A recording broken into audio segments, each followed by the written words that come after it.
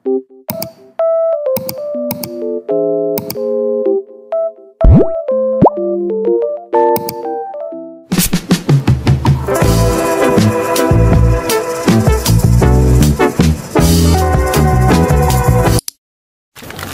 Pukarat. I'm Brad. And I'm going to introduce you. And I'm Brad. And I'm going to start this video by introducing you guys the content. And in this vlog, we're going to introduce you guys science and practices of Science, cultural practice. Wait, nagkamali. So, mag-introduce kami ng science and practices ng mga political and social and traditional science. And we're going to show you guys all that. That's right. Let's start this vlog. Let's go.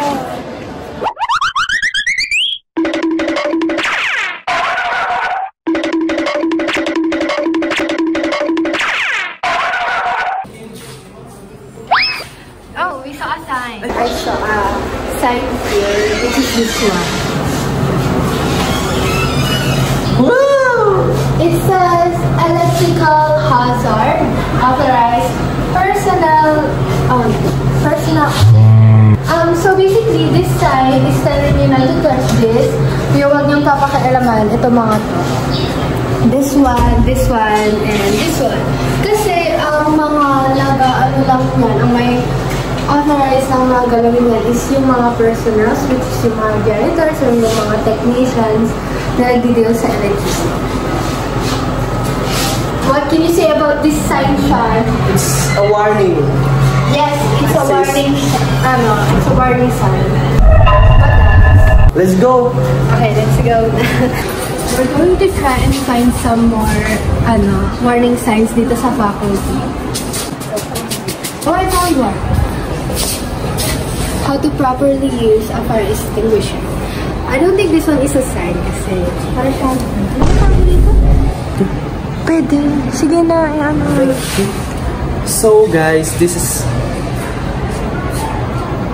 it shows here on how to use proper. Second sign that we found is a guideline on how to properly use a fire extinguisher. And it shows here on the step-by-step on how to use a proper. The tamper seal. Tatanggalin mo yung seal para magamit mo. And second, are you really going to explain the step-by-step? Ano siya? Step-by-step on how to properly use a fire extinguisher. Come! Akala mo...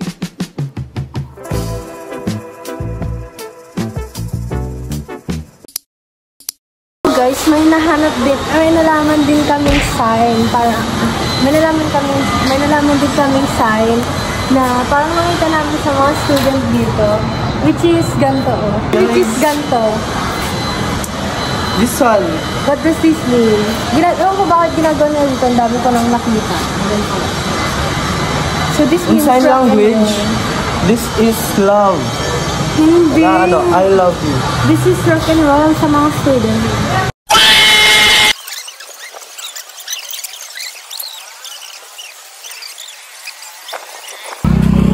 Ito po pala yung teacher namin dun sa dito sa ginagawa namin.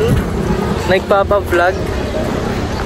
Hi guys, welcome to the... Dahil meron si ma'am dito, syempre mataas na ang makukuha nito. Hello ma'am. Ang pangalan po namin is ako si teacher. Ako si Bora. Okay, so we're now close to Humes building na. I feel like marami kayo makikita. Science. Uy! Ano kaya ito? Science! Is this a sign? Is this earthquake drill? This is earthquake drill? Ano pa? Saan kawalan sabi na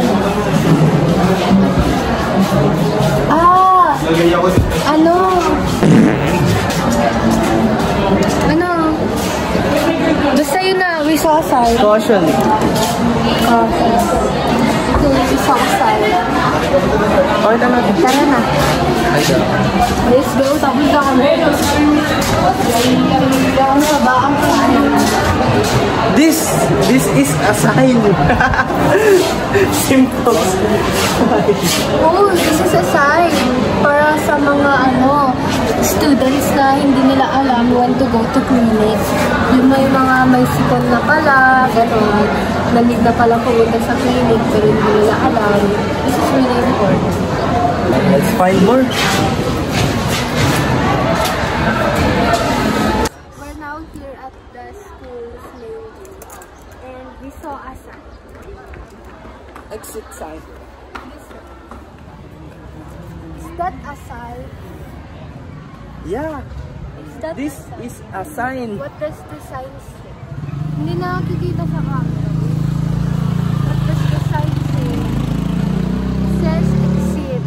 Oh, exit. Next. Is that a sign? Is that a sign? I saw a sign. Wow! This is a sign. Let's go. We saw a sign. It says, "Be an earth-friendly. Do not throw your garbage everywhere." Oh, Wow! that's a motivating sign. And next to Just the kidding. sign is a pile of garbage. Grabe. Let's go. Let's find another sign. Oh, is that a sign? Oh, that's... I don't think so. Another sign.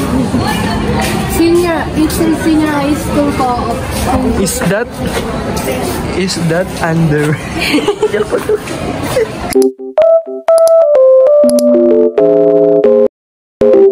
We're here at Canton and I think we're going to find signs here. Parang Claygo signs. Kasi I've seen some around na kasi. Yeah, good. Wow, there's a sign there. It says "Clean as you go." In short, Claygo. Wow.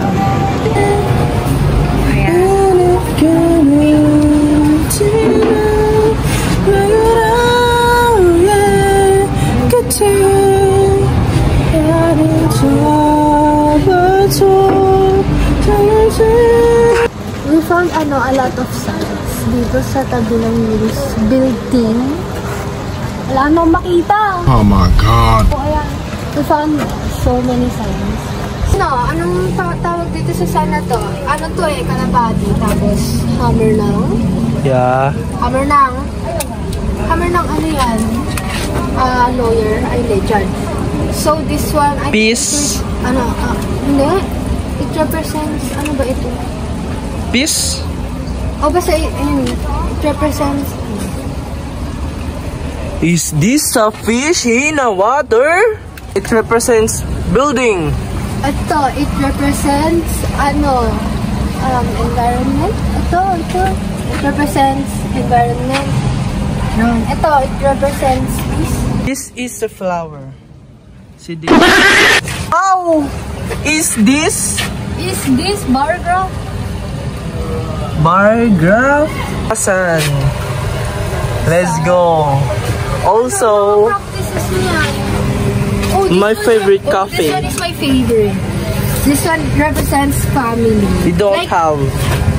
Like for example sa akin, diba? Ito si Gerald. This one, ito yung tinunod ko kanina. So, this is vitals. I don't know what this represents, pero I think explain ko na lang mamaya what this represents. And this yung mga signs na nakita natin. Ayan, sobrang dami nila. And yung kasali. Yun, isa kasal. This one, dito pa sa gilid. Yan. No, this is not a sign. Ang dami nila. Ang dami nila. Is this a fish under the sea? Nagbakarang ka? Ayan. Makikita nyo to sa, She is my world. Makikita to sa gilid ng yung building grade to. Umayos na naman. This is my world. Ice. Represent ice. Ayan ba, ayos? Nakikita niyo. O sa'yo, magalan sa'yo.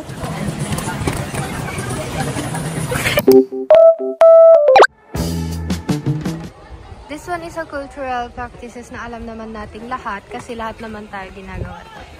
So here's an example of Bayang Magiliw or Lupang Hinirang as we all know. See that he's looking at the flag, holding onto his heart, a proper posture, hand on the left, left hand on the back, feet apart, looking at the flag. That's a cultural practices that we do in the Philippines. Kahit saan naman actually. We're here at the SM. Kasi there's so many signs here. Let's find signs here. And pupunta tayo ngayon sa terminal. Let's go! So we're now here at World of Fun. Bago siyang kayo dito sa Hawaiian City. Let's go!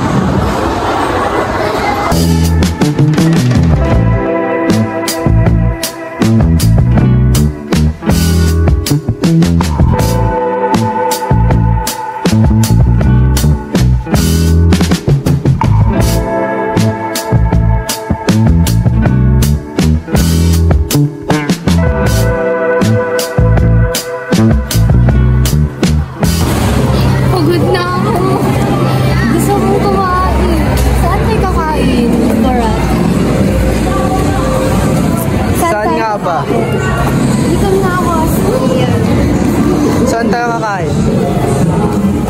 So ngayon napag-isipan namin na mag-ice cream na lang kami dahil napagod kami. Yes, napagod. Nandito na kami sa Swirls Ice Cream.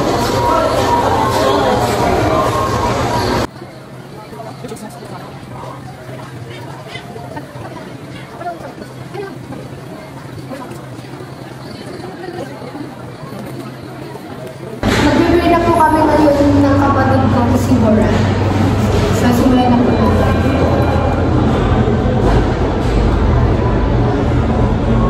Amen. Kain na. Salamat Panginoon sa pagkakabandin. Magbe-pray po ulit kami. Panginoon, salamat po sa ibinigay ng pagkain sa amin. At ngayon naman po, kami ay uuwi na at gabayan niyo po kami sa aming pag-uwi at ilay po sa mga masasunod. Yun lamang po, amin. Amen. Uwi na kami. Bye-bye!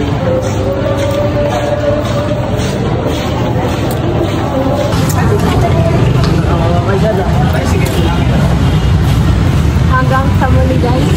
Ako si Tuturat. At ako si Brad. Kami ay mamamaalam na.